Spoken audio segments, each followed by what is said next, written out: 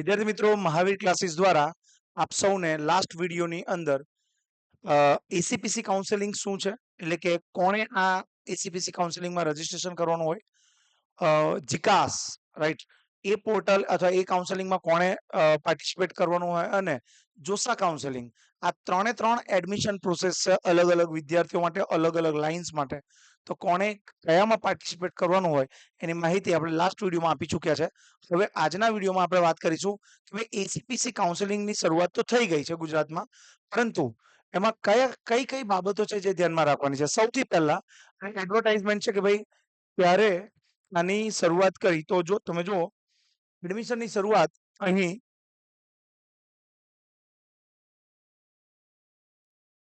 ધોરણ 12 વિજ્ઞાન પ્રવાહ પછી એન્જિનિયરિંગ અભ્યાસક્રમો માટે 2026-27 ઓનલાઈન પ્રવેશ કાર્યક્રમ છે. રાઈટ, સ્ટાર્ટ ક્યારે થઈ? 30 માર્ચના રોજ બપોરે 2 વાગ્યાની શરૂઆત થઈ ગઈ, અને એનો વિડીયો આપણે મોકલી આપ્યો છે તમને. કેવી રીતે એસીપીસીમાં તમારે રજીસ્ટ્રેશન કરવાનું એનો પણ વિડીયો બનાવીને મોકલી આપ્યો છે. ઓનલાઈન રજીસ્ટ્રેશન અને રજીસ્ટ્રેશન ફી ભરવાની છેલ્લી તારીખ 31/5, 31 મે 2026. આ કેમ તમને જણાવ્યું કે ઉતાવળ ના કરતા તમે એકવાર એસીપીસી નું રજીસ્ટ્રેશન કરી લીધું પછી બીઈ બીટેક કે ફાર્મસીમાં જો તમારે રજીસ્ટ્રેશન કરવાનું હોય તો અમે તમને સ્ટેપ બાય સ્ટેપ ગાઈડન્સ આપીશું. કોઈ જ ઉતાવળ નથી, પરંતુ એ ફોર્મ ભરતા પહેલા એવું બને કે 2, 4, 5 વિડીયો પછી જ તમને એનું રજીસ્ટ્રેશન અમે કરાવીશું, પરંતુ એ પહેલા કઈ કઈ બાબતો ધ્યાનમાં રાખવાની છે, કારણ કે અહીં એક નાની ભૂલ એ આપણા કરિયરને ચેન્જ કરી શકે છે. એટલે મારી રિક્વેસ્ટ છે કે તમને કહીએ ફોર્મ ભરતા જજો. રાઈટ, ઉમેદવારે પોતાનું રજીસ્ટ્રેશન બોર્ડની રિઝલ્ટની રાહ જોવાની નથી. એટલે બોર્ડ પ્રવેશ પરીક્ષાનું રિઝલ્ટ જાહેર થાય તે પહેલા કરી દેવાનું છે એસીપીસી માં. ઓકે, વિચાર્યા વગર અમે કહીએ છીએ એટલે તમે એ કરી શકો છો ફોલો, કે એસીપીસી માં રજીસ્ટ્રેશન તમે કરી દો, અમે તમને મોકલી આપ્યું છે. ઓકે, પ્રવેશની લાયકાત શું છે એ તમે જો અહીં આપ્યું છે કે સરકારી સંસ્થાઓ જેટલી છે પણ ગવર્મેન્ટ કોલેજ જેટલી છે એ તમામ ગવર્મેન્ટ કોલેજમાં 95% બેઠકો આ એસીપીસી દ્વારા ભરાય છે. તો બાકીની બધી જેઈઈ દ્વારા ભરાય છે. રાઈટ, અને જે સ્વનિર્ભર કેટલીક સંસ્થાઓ છે એમાં 50% બેઠકો એ આના દ્વારા તમને ભરાશે. ઓકે, તો બાકીની 50% એ ચોક્કસ જેઈઈ એટલે કે જોસા કાઉન્સેલિંગ અથવા જેઈઈ દ્વારા તમે ભરાશે. સરકારી અને અનુદાનિત સંસ્થાઓ માન્ય બેઠકો 5% બેઠકો અહીં લખ્યું છે જેઈ મેઇન દ્વારા, અહીં જેમ તમને ચર્ચા કરી છે. ટૂંકમાં અહીં બધી વસ્તુઓ આપેલી છે.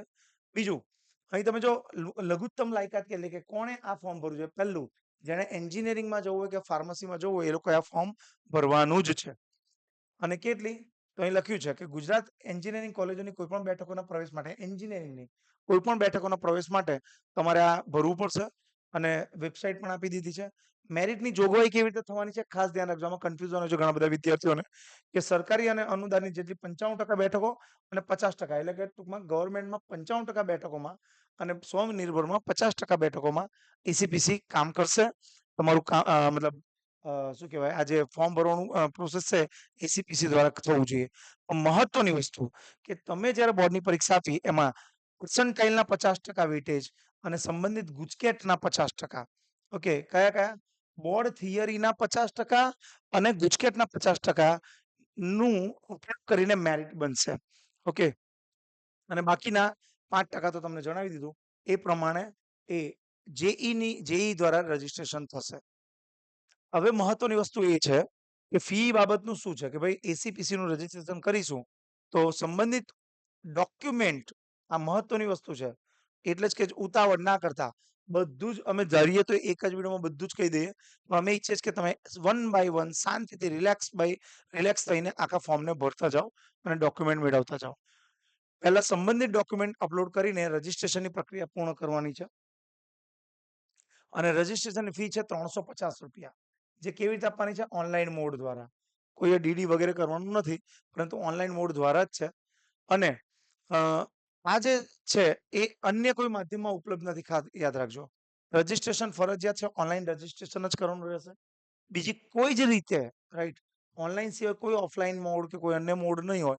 એટલે માત્ર ઓનલાઈન રજીસ્ટ્રેશન કરવાનું છે. એના માટે રૂબરૂ ચકાસણી માટે જવાની જરૂર નથી, યાદ રાખજો. કોઈ કોલેજમાં તમારે ભરવાની જરૂર નથી જઈને. ઓકે, અને કારણ કે પ્રવેશ પ્રક્રિયા સંપૂર્ણ ઓનલાઈન છે.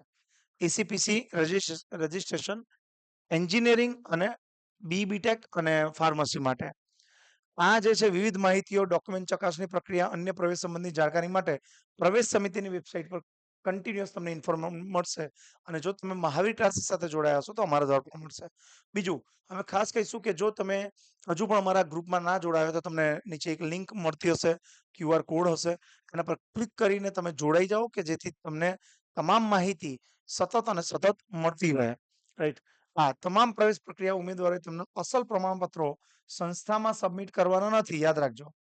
આ પણ યાદ રાખો. ઓકે. બીજું, પ્રક્રિયા બહુ લાંબી છે. કોઈ ઝડપથી પતી નહીં જાય, 1-2 દિવસમાં પતી નહીં જાય. આ પ્રક્રિયા ખૂબ જ લાંબી છે. એસીપીસી અવેરનેસ સેમિનારનું પણ કાર્યક્રમ થતું જ હોય છે કન્ટિન્યુઅસ. રાઈટ. અહીં તમે જુઓ લખ્યું છે ઓનલાઈન વેબિનાર્સ પણ હોય છે અલગ અલગ. તમે એને પણ ફોલો કરી શકો છો. નિયુક્ત કરાયેલા સાયબર સ્પેસ સેન્ટરો પણ હોય છે જ્યાં તમે જઈને કદાચ તમારી પાસે ઓનલાઈનની સુવિધા ના હોય તો આ સાયબર સ્પેસ સેન્ટર ઉપર જઈને તમે ફોર્મ ભરી શકો છો. પરંતુ કઈ કઈ વસ્તુઓ છે તમે જુઓ, કેટલા કેટલા સ્ટેપમાં આખા ફોર્મ મતલબ એડમિશન પ્રોસેસ થશે. તો અહીં તમે જો એક નોટિફિકેશન આવી ગયું, લાયકાત અને મેરિટ લિસ્ટ તૈયાર કરવા માટેના નિયમો તમને એની અંદર બતાવશે. સંસ્થાઓ અને અભ્યાસક્રમોની યાદી, એટલે કે કઈ સંસ્થા છે, કયા ઇન્સ્ટિટ્યૂટ છે અને એમાં કયા કયા કોર્સિસ અવેલેબલ છે, બધું જ તમને આના પર મળી આવશે. રાઈટ. પ્રવેશનો કાર્યક્રમ, સીટ મેટ્રિક્સ, બધું જ તમને મળશે. અહીં સાથે આ પણ છે, તમે જો ઓનલાઈન રજીસ્ટ્રેશન કરવાનું જે આપણે કરી રહ્યા છીએ. પછી રજીસ્ટ્રેશન ફી ભરવી જે ₹350 આવશે. મેરિટ રેન્ક તૈયાર થશે. અમે તમને બતાવીશું કે તમારો મેરિટ રેન્ક ક્યાં આવી શકે છે ગુજકેટ અને બોર્ડનું રિઝલ્ટ આવ્યા પછી. ચોઇસ ફિલિંગ આવશે એના પછી. એટલે ઘણી ઘણી ઘણી લાંબી પ્રોસેસ છે. તમે ધારશો ઉતાવળ કરીએ, ઘણા બધા ચેન્જીસ પણ આવવાના છે. રાઈટ. તો સૌથી પહેલા તમને એવું ખબર પડી ગઈ હશે કે આ જે રજીસ્ટ્રેશન થઈ રહ્યું છે એ એસીપીસી નું રજીસ્ટ્રેશન થઈ રહ્યું છે. બીટેક ના એડમિશન માટે નથી થઈ રહ્યું. એસીપીસી માં તમે રજીસ્ટર કરો અને રજીસ્ટ્રેશન પછી અમે તમને બતાવીશું કે બીઈ કે બીટેકમાં એડમિશન લેવાનું તો ક્યાં રજીસ્ટ્રેશન કરવાનું છે. અને એસીપીસી થ્રુ જ રજીસ્ટ્રેશન આવશે, પણ એનું અલગ ફોર્મ ભરવાનું આવશે. અને જો ફાર્મસી લેવાના છે તો એનું અલગ આવશે. ઓકે. તો મારા ખ્યાલથી આ નોટિફિકેશનમાં આપ સૌને ખબર પડી ગઈ હશે. હવે પછી જ્યારે આપણે નેક્સ્ટ વિડીયો આવશે ત્યારે એની અંદર તમે જોશો કે ડોક્યુમેન્ટ કયા કયા જરૂર પડશે. રાઈટ. કારણ કે ડોક્યુમેન્ટ અમે પહેલા એટલે ભાર આપીએ છીએ કે વિદ્યાર્થી મિત્રો જો તમારે ડોક્યુમેન્ટ કઢાવવાના હોય ગવર્મેન્ટ કચેરીમાંથી તો 15-20 દિવસ 25 દિવસ હજુ છે. ધીમે ધીમે એને કમ્પ્લીટ કરાવી દો કે જેથી જરૂર પડે ત્યારે ડોક્યુમેન્ટ તમે સબમિટ કરી શકો છો. Thank you.